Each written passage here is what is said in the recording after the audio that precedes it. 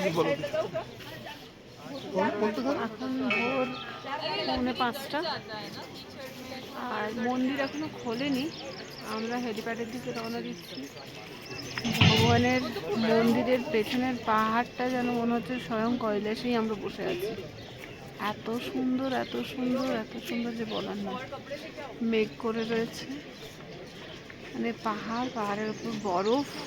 কালকে কিন্তু এতটা বরফ ছিল না, আজকে যতটা বরফ রয়েছে, মানে বরফে মেঘে অপূর্ব মনোরম দৃশ্য, অপূর্ব।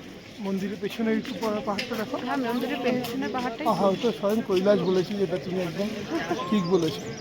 আমাদের এখান থেকে বাবা কৈলাস দর্শনও করিয়ে দিলেন। আবার ফিরে আসি এখান থেকে। আমরা একটু এখন কোথায় যাচ্ছি? আমি এখন যাচ্ছি আমাদের হেলিপ্যাডে।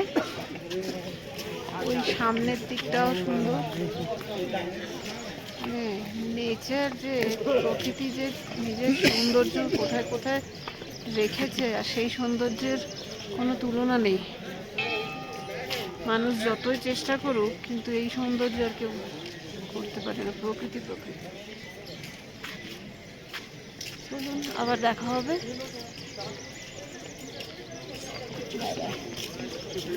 ছবিটা একটু